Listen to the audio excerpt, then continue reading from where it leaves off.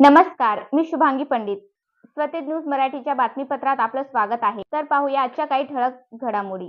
भारतीय जनता पार्टीचे नगरसेवक आशुतोष जोशी यांनी प्रभाग क्रमांक 2 मधील कर्तव्य जनसंपर्क कार्यालय उघडले असून त्या संपर्क कार्यालयाचा उद्घाटन सोहळा नांदेड जिल्ह्याचे पालकमंत्री अतुल सावे यांच्या हस्ते करण्यात आले असून यावेळी खासदार अजित गोपछडे, संजय कोडगे, चैतन्य बापू देशमुख, महापौर कविता मुळे, सचिन उमरेकर, बाळू खोमणे आदी मान्यवर उपस्थित होते.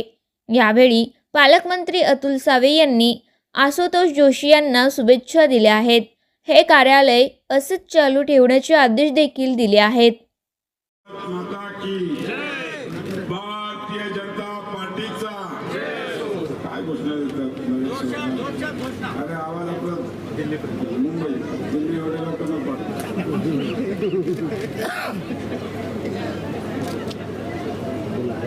सर्वांना भारतीय स्वातंत्र्य दिनाच्या खूप खूप शुभेच्छा देतो.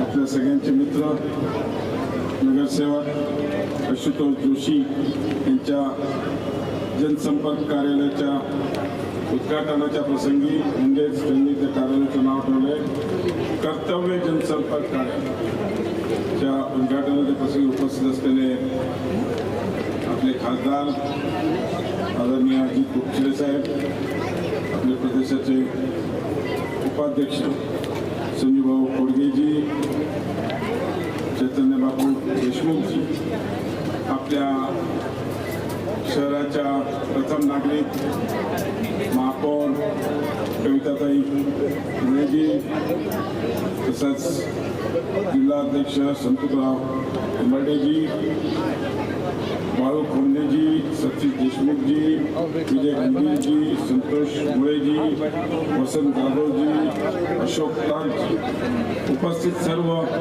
पदाधिकारी, बंधू भगिनी आणि मित्रांनो, सर्वप्रथम मी आज आशुतोष जोशी यांचं खूप खूप अभिनंदन करतो की मी नेहमी सांगत असतो आमच्या छत्रपती संभाजीनगरमध्ये पण आम्ही सगळ्या नगरसेवकांना सांगत असतो की आपलं संपर्क कार्यालय असलं पाहिजे. मी आशुतोष जोशीला पण एक दिवशी मला भेटायला आला होता, त्यावेळेस मी त्याला म्हणलं होतं तुझं कार्यालय सुरू केलं की नाही? तो म्हणला मी घरूनच चालवतो. म्हणलं घरून नाही, कुठेतरी संपर्क कार्यालय असलं पाहिजे. कारण की मी माझं स्वतःचं उदाहरण देतो. 2009 मध्ये भाऊ मला मुंडे साहेबांनी गडकरी साहेबांनी सांगितलं तुला विधानसभेला नाही.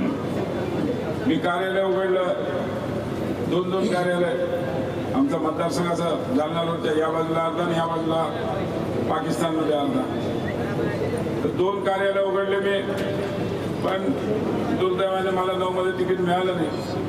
आशुतोष मी 5 वर्ष माझे दोन्ही कार्यालय चालू ठेवले. मी सकाळी पुंडलिक नगरमध्ये माझं जे कार्यालय होतं ते एवढं याच्यापेक्षा लहान होतं माझं.